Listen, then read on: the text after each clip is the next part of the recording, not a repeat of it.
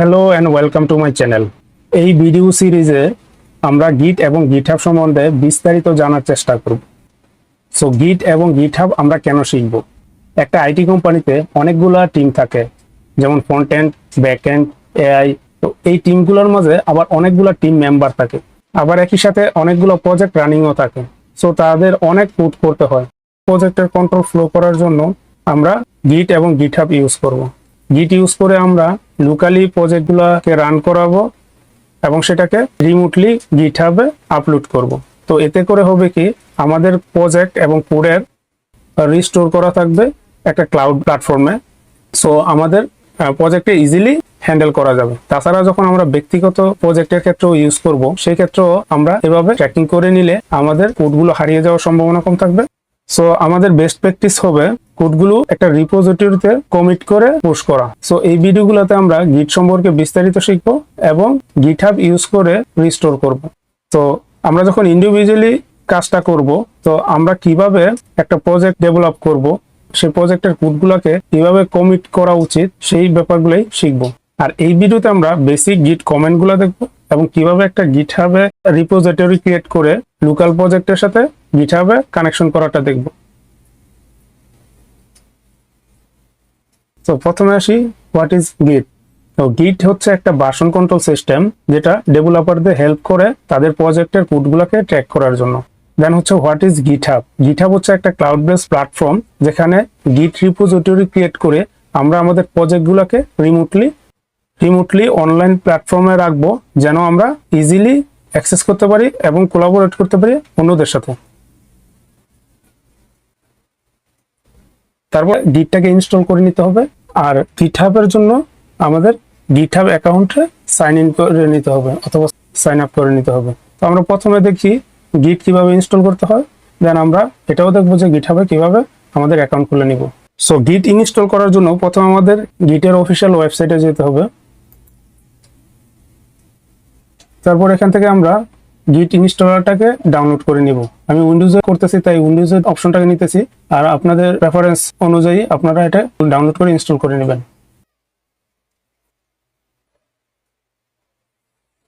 So ইনস্টলারটা download হলে গিটটাকে install করে নেব। ইনস্টল প্রসেসটা খুবই ইজি, যে ওইটা ডিফল্ট আছে সেটা রেখে নেক্সট নেক্সট চাপ দিলেই আমরা ইনস্টল করে নিতে পারবো। এখন শুধু নেক্সট এখানে রাখলাম, নেক্সট নেক্সট।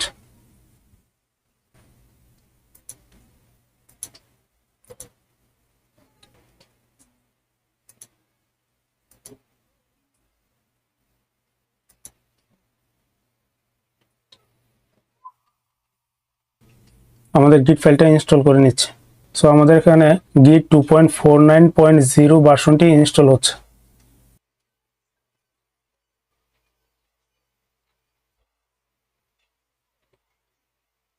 ইনস্টল কমপ্লিট হলে আমরা চেক করে নিব গিট ইনস্টল হয়েছে কিনা। তার জন্য কমেন্ট প্রম্পটটাকে ওপেন করে এখানে লিখি গিট ভার্সন। তো আমরা কিন্তু এখানে দেখতেছি যে আমাদের গিট ভার্সনটা সাকসেসফুলি ইনস্টল হয়েছে। গিট ইনস্টল হওয়ার পরে আমরা গিটহাবে অ্যাকাউন্ট খুলে নিব। github.com এ এসে এখানে গিটহাবে যদি অ্যাকাউন্ট না থাকে সাইন আপ করে নেব। আর সাইন আপ করার জন্য সাইন আপে ক্লিক করে আমরা এখানে ইমেল, পাসওয়ার্ড, ইউজার নেম দিয়ে গিটহাবে সাইন আপ করে নেবেন। সো আমার যেহেতু অলরেডি একটা অ্যাকাউন্ট আছে, তো আমি সাইন ইন করতেছি।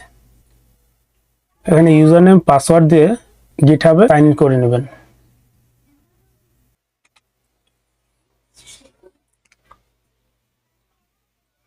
এখন আমরা দেখব গিটহাব কনফিগারেশন কিভাবে করতে হয়। আমরা যে গিটহাবের অ্যাকাউন্ট খুলেছি, সেই অ্যাকাউন্টকে আমাদের লোকালি গিট ইউজ করে কিভাবে কনফিগার করব সেটা এখন দেখব। তো তার জন্য আমরা কমেন্ট প্রম্পটে আসলাম এবং এখানে git config global user name user.name আমরা যদি এন্টার চাপি, দেখি আমাদের এখানে কিছুই আসতেছে না, কারণ আমরা এখনো কোনো ইউজার নেম সেট করি নাই। সো আমরা যদি এখানে আমরা ইউজার নেমটা দিয়ে ইউজার নেমটা সেট করে নিব। আমরা যদি প্রোফাইলে আসি, এটা হচ্ছে আমাদের ইউজার নেম। সো এই ইউজার নেমটা আমরা সেট করে নিব।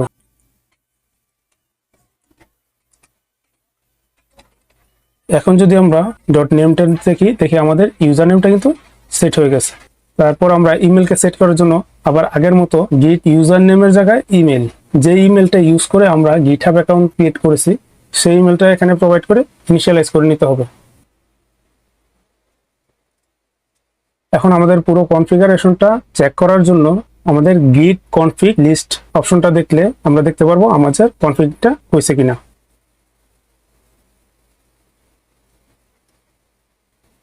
তো আমরা এখানে দেখতেছি আমাদের ইউজার নেম এবং ইমেলটা কনফিগারেশন হয়ে গেছে। আমাদের গিটহাব কনফিগারেশন কমপ্লিট হলে কিভাবে আমরা হেল্প অপশনটা ইউজ করে আমরা এখান থেকে হেল্প নিতে পারি। এখন আমরা দেখব কিভাবে আমরা হেল্প অপশনটা ইউজ করতে পারি। সো গিট হেল্প কনফিগ,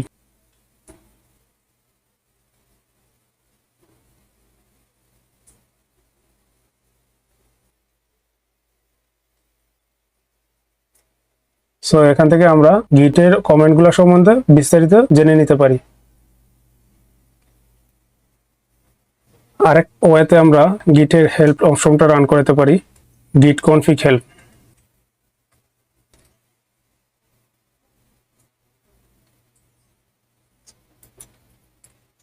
এখান থেকে আমরা গিট সম্বন্ধে হেল্প নিতে পারি। স্পেসিফিক কোনো কমান্ড সম্বন্ধে জানতে চাই তাহলে সেটাও আমরা করতে পারি গিট ওই কমান্ড এবং হেল্প কিওয়ার্ডটা ইউজ করে গিটের অ্যাড কমান্ডটা সম্বন্ধে জানতে চাই।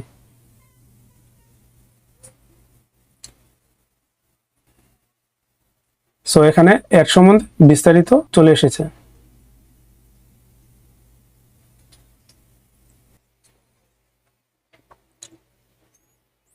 সো আমরা নর্মালি দুই ধরনের সিনারিওর ক্ষেত্রে গিট ইউজ করে থাকি। একটা হচ্ছে লোকাল প্রজেক্ট ট্র্যাকিং করার সময়, যখন আমরা লোকালি প্রজেক্ট ক্রিয়েট করি এবং সেই প্রজেক্টটাকে ট্র্যাকিং করি ওই ক্ষেত্রে। আরেকটা হচ্ছে রিমোট প্রজেক্টে ডেভেলপমেন্ট করার জন্য, যখন একটা প্রজেক্ট অলরেডি রিমোটলি আছে ওই প্রজেক্টটাকে আমরা ডেভেলপমেন্ট করার জন্য। এখন আমরা রেপোজিটরি ইনিশিয়ালাইজেশন করাটা দেখব। তার জন্য আমরা একটা ফোল্ডার ক্রিয়েট করে নেব।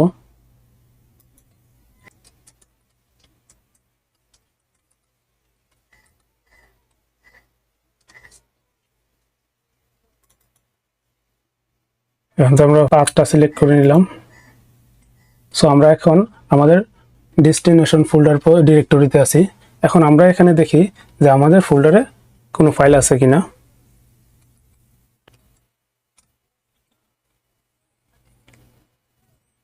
সো এই মুহূর্তে প্রজেক্টের ভেতরে কোনো ফাইল নেই। সো আমরা যদি এখন গিট ইনিশিয়ালাইজ করাই, গিট ইনিট, এখন যদি আমরা আবার চেক করি, এখন কিন্তু আমরা এখানে দেখতে পারতেছি যে আমাদের ডট গিট নামে একটা ডিরেক্টরি ক্রিয়েট হয়েছে। এই ডট গিট ডিরেক্টরিটা গিট রিলেটেড সব কিছুই কন্টেন্ট করবে। এখন যদি এই ডট গিট ফাইলটা না থাকে অথবা আমরা এটা রিমুভ করে দেই তাহলে আর আমরা এই প্রজেক্টে ট্র্যাকিং করতে পারবো না। সো আমরা এখন ডট গিট ফাইলটা রিমুভ করে দেখব।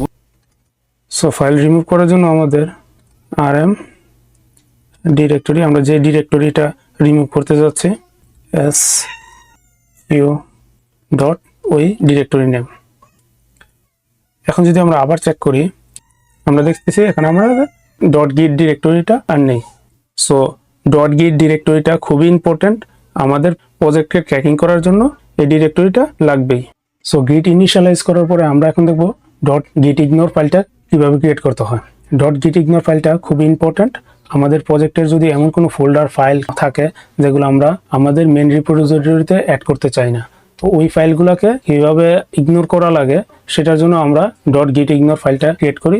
এবং গিট ইগনোর ফাইলে আমাদের যে ফাইলগুলো না রাখতে চাই সেই ফাইলগুলো ইনিশিয়ালাইজ করে দিলেই ওই ফাইলগুলো আর আমাদের মেন রিপোজিটরিতে অ্যাড হয় না। সো এখন থেকে পুরো প্রসেসটা ফলো করার জন্য আমরা বিএস কোডে দেখব। আমরা বিএস কোড থেকে ওই ফোল্ডারটা ওপেন করে নিচ্ছি। আমাদের এই ফোল্ডারে কোনো ফাইল নেই, তো আমরা কিছু ফাইল এবং ফোল্ডার ক্রিয়েট করব পুরো প্রসেসটাকে ফলো করার জন্য।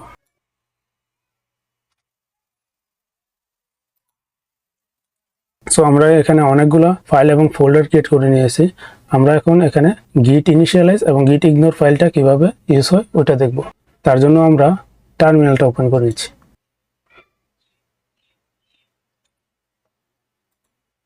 এবং প্রজেক্টটাকে আমাদের ইনিশিয়ালাইজ করার জন্য গিট ইনিশিয়ালাইজ করে নিতে হবে।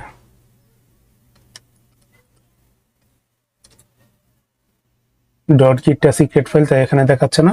আমরা ইনিশিয়ালাইজ হয়েছে কিনা সেটা দেখার জন্য ডিট, এই যে এখানে ডট গিট ফাইলটা কিন্তু ইনিশিয়ালাইজ হয়েছে।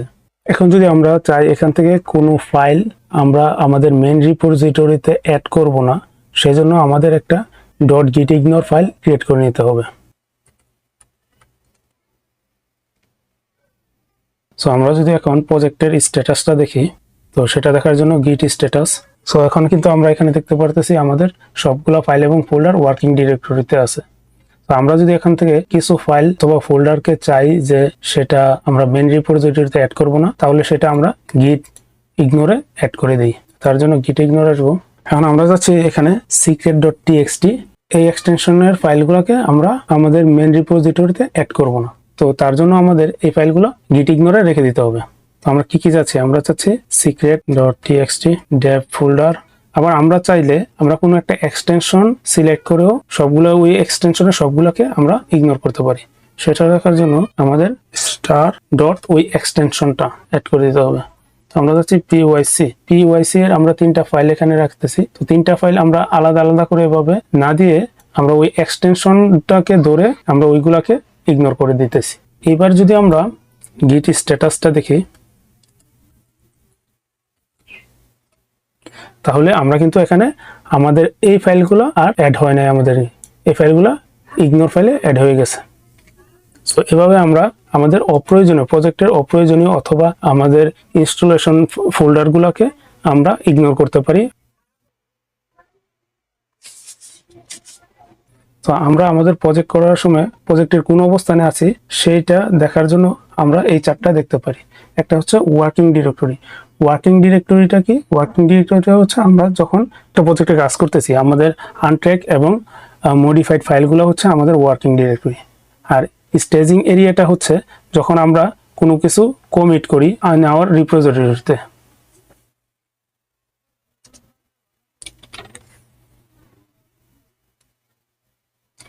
তো আমরা এতক্ষণ যেগুলো করেছিলাম সেগুলো আমাদের ওয়ার্কিং ডিরেক্টরিতে ছিল। এখন আমরা আমাদের স্টেজিং এরিয়াটা দেখব কিভাবে আমাদের ওয়ার্কিং ডিরেক্টরি ফাইলগুলোকে স্টেজিং এরিয়াতে নিয়ে যেতে পারি। তো আমরা যদি প্রসেসটা একদম প্রথম থেকে দেখি, গিট স্ট্যাটাস, এই ফাইলগুলো আমাদের ওয়ার্কিং ডিরেক্টরিতে আছে। এখন আমরা এটাকে স্টেজিং এরিয়াতে নিয়ে যাব।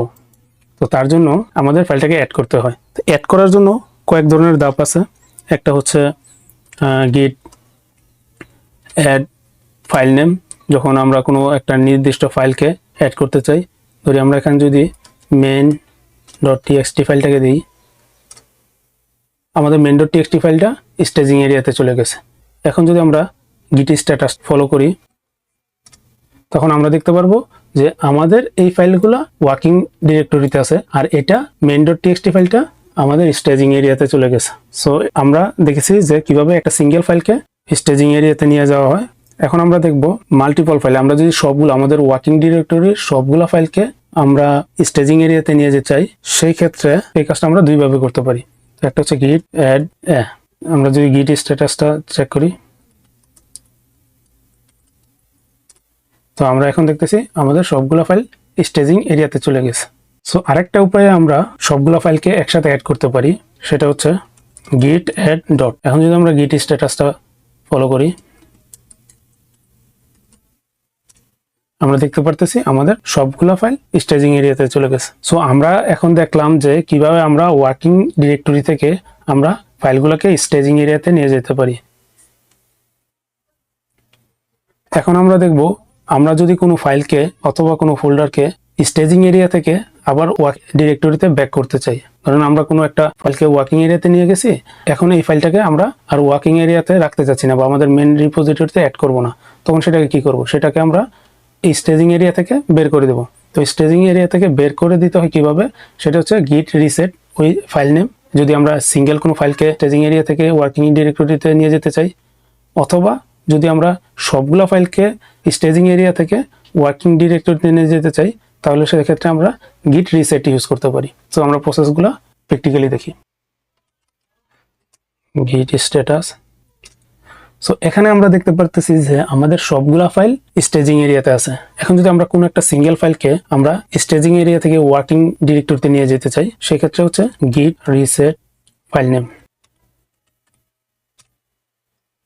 এখন যদি আমরা প্রজেক্টের স্ট্যাটাস চেক করি, এখন কিন্তু আমরা দেখতেছি যে আমাদের বাকি ফাইলগুলো স্টেজিং এরিয়াতে আছে আর python.py ফাইলটা আমাদের ওয়ার্কিং ডিরেক্টরিতে চলে গেছে। আমরা যদি চাই যে আমাদের সবগুলা ফাইলকে স্টেজিং এরিয়া থেকে ওয়ার্কিং ডিরেক্টরি ব্যাক করব, সেক্ষেত্রে আমরা git reset। এখন যদি আমরা git স্ট্যাটাস চেক করি, আমরা দেখতে পাচ্ছি যে আমাদের সবগুলা ফাইলই এখন স্টেজিং এরিয়া থেকে ওয়ার্কিং ডিরেক্টরিতে চলে এসেছে। সো তারপর আমরা দেখব কিভাবে ফাইল কমিট করতে হয়। ফাইল কমিট করাটা খুবই ইম্পর্টেন্ট। আমরা কোনো একটা প্রজেক্টের কোথায় চেঞ্জ করেছি এবং কি চেঞ্জ করেছি সেটার ডিটেলসটা আমরা এই কমিটের মাধ্যমে দিয়ে থাকি। সো কেউ যদি আমাদের প্রজেক্টটা চেক করে, তারা ইজিলি দেখতে পারবে যে কখন কোথায় আমাদের প্রজেক্টটা চেঞ্জ করেছে। সো এটা দেখার জন্য আমাদের পুরো প্রসেসটা কমপ্লিটলি আবার প্রথম থেকে দেখব। প্রথমে আমরা প্রজেক্ট স্ট্যাটাসটা দেখি। তো আমরা দেখলাম যে আমাদের এই ফাইলগুলো ওয়ার্কিং ডিরেক্টরিতে আছে। এখন এই ফাইলগুলোকে আমরা স্টেজিং এরিয়াতে নিয়ে যাব কিভাবে? সবগুলো ফাইলকে আমরা একসাথে অ্যাড করব। git add dot। তো আমাদের ওয়ার্কিং ডিরেক্টরি ফাইলগুলো এখন স্টেজিং এরিয়াতে নিয়ে এসেছে। এখন আমরা কমিট করব, git commit NSM। এই মেসেজটা খুবই ইম্পর্টেন্ট। সো আমরা যা চেঞ্জ করেছি ডেসক্রিপশনটা এই ফাইলে দেব। এখন যেহেতু আমরা শুধুমাত্র প্রজেক্টটা ইনিশিয়ালি দেখেছি, তো আমরা ফার্স্ট কমিট অথবা প্রজেক্ট ইনিশিয়ালাইজেশন একটা মেসেজ দিয়ে দিচ্ছি।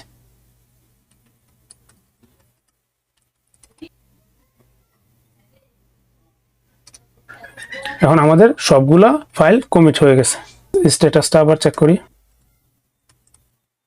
এখন আমাদের স্টেজিং এরিয়াতে কোনো ফাইল নেই, সবকিছু কমিট হয়ে গেছে। এখন যদি আমরা আমাদের কমিটের ডেসক্রিপশন বা কমিটের লগ দেখতে চাই, সেক্ষেত্রে আমরা git log, এখানে আমাদের কমিটের ডিটেলসটা আমরা এখানে পেয়ে যাইতেছি। প্রত্যেকটার জন্য একটা ইউনিক আইডি আছে। তো কোথায় কমিট হচ্ছে, সে ব্রাঞ্চ নেম এবং হচ্ছে কে কমিট করতেছে, তার ইনফরমেশন, কখন কমিট করেছে এবং কি কমিট করেছে, অল ডিটেলস আমরা লগের মাধ্যমে দেখতে পারতেছি।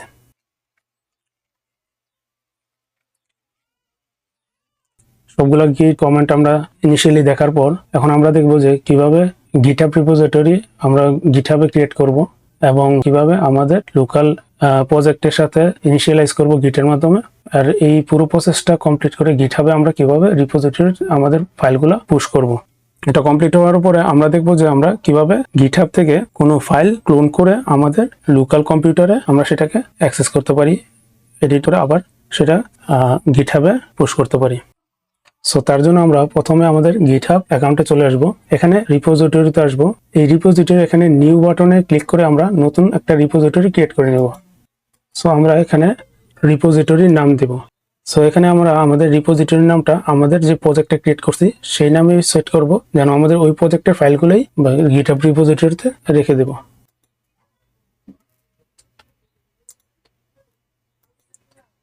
সো আমরা প্রজেক্টের নামটা দিলাম। এখন এখানে আমরা দেখতেছি আমাদেরকে কিছু কমেন্ট সাজেশন করতেছে, যে কমেন্টগুলো ইউজ করে আমরা আমাদের ফাইলগুলোকে গিটহাবে পুশ করব। সো প্রথমে এখানে ইকো রিডমি ডট ফাইল, আমাদের প্রত্যেকটা গিটহাব রিপোজিটরিতে একটা ডট রিডমি ফাইল ক্রিয়েট করা উচিত, কারণ হচ্ছে আমাদের প্রজেক্টের ডেসক্রিপশনটা আমরা এই ডট রিডমি ফাইলে প্রজেক্টের ডেসক্রিপশনটা রেখে দেব। আমরা তো লোকালি কোড কিভাবে করতে হয় দেখেছি, এখন এখানে যেভাবে আছে সেই কোডগুলো আমরা ফলো করব গিটহাবে পুশ করার জন্য। প্রথমে একটা রিডমি ফাইল ক্রিয়েট করব তাদের কোড থেকে।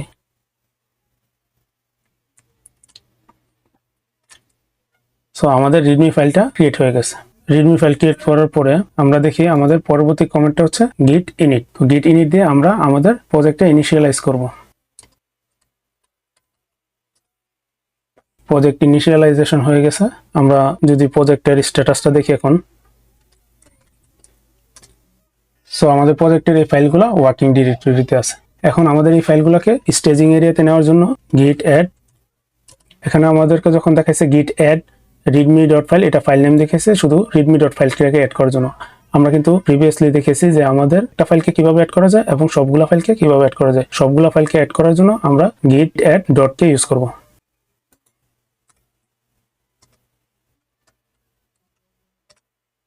এখন যদি আমরা এই স্ট্যাটাসটা ফলো করি তাহলে দেখি আমাদের সবগুলা ফাইল ওয়ার্কিং এরিয়া থেকে স্টেজিং এরিয়াতে এসেছে। তারপরে কি আমরা কমিট করব, এতটুকু আমরা দেখে এসেছি। গিট কমিট,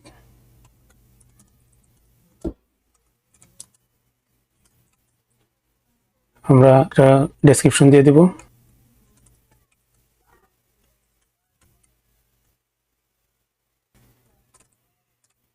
এখন যদি আমরা স্ট্যাটাস চেক করি তাহলে আমরা দেখব যে আমাদের কমিট ডান। সো আমরা যদি লগ দেখতে চাই তাহলে হচ্ছে গিট লগ। তো আমাদের কমিট ইনিশিয়ালাইজেশন হয়ে গেছে, এটা আমাদের কমিট লগ। তারপর আমরা গিট হাবে পুশ করার জন্য পরবর্তী কমেন্টগুলোকে ফলো করব। এখানে যখন আমরা গিট দেখতেছি তখন কিন্তু আমরা দেখতেছি মাস্টার, কিন্তু গিট হাবে যখন আমরা পুশ করব তখন গিট হাবের যেই মেন ডিরেক্টরি আছে সেটা মাস্টারের জায়গায় এখন মেন, তাই আমাদেরকে গিট হাবের এই ডিরেক্টরিটাকে মেন ডিরেক্টরিতে নিয়ে যেতে হবে। তার জন্য কমেন্ট হচ্ছে git branch m main, এই গিট হাবের মেন ব্রাঞ্চে আমাদের এটা ইনিশিয়ালাইজ হবে। তো ইনিশিয়ালাইজ হয়ে গেছে। এখন যদি আমরা গিট লগ চেক করি তাহলে কিন্তু আমরা দেখতেছি যে আমাদের আগেরটা ছিল মাস্টার, যেটা আমরা লোকালি করতেছিলাম। যেহেতু আমরা এখন গিট হাবে পুশ করব, মাস্টার জায়গায় মেন ব্রাঞ্চ। তারপর আমাদের সবগুলা ফাইলকে গিট হাবে অ্যাড করার জন্য আমাদের এই লিঙ্কটা ফলো করতে হবে। সো আমরা এখান থেকে কপি করে নিলাম, এটা আমাদের গিট হাবের রিপোজিটরির সাথে কানেক্ট হয়ে গেছে। তো আমাদের এখন ফাইলগুলোকে পুশ করে দিতে হবে, মেনে পুশ করব, তাই কমেন্ট আমরা কপি করে নিই। আমাদের সবগুলা ফাইল মেন ব্রাঞ্চে পুশ হচ্ছে।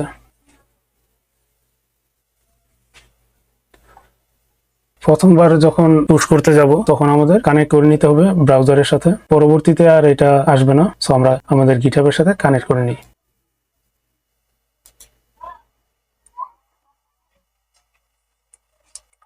পারমিশন নিয়ে নিতেছে। সো আমাদের গিটহাবে বাকি ফাইলগুলো পুশ হয়ে গেছে। তো এখন যদি আমরা আমাদের গিটহাব অ্যাকাউন্টে চেক করি, এখানে যে আমরা রিফ্রেশ দেই তাহলে আমরা দেখতে পারবো যে আমাদের ফাইলগুলো সব এখানে পুশ হয়ে গেছে। সো আমরা দেখলাম আমাদের কিভাবে গিটহাব রিপোজিটরি ক্রিয়েট করব এবং সেই গিটহাব রিপোজিটরিতে গিট ইউজ করে আমাদের লোকাল ফাইলগুলো সেখানে পুশ করতে পারি। এখন আমরা দেখব আমরা কিভাবে আমাদের গিটহাব রিপোজিটরি আমরা ক্লোন করে সেটাকে মডিফাই করতে পারি। এখন যদি আমরা চাই যে এই রিপোজিটরিটা আমরা ডাউনলোড করব বা ক্লোন করে লোকালি আবার এটা মডিফাই করব, তার জন্য আমরা এখানে কোড অপশনে ক্লিক করব।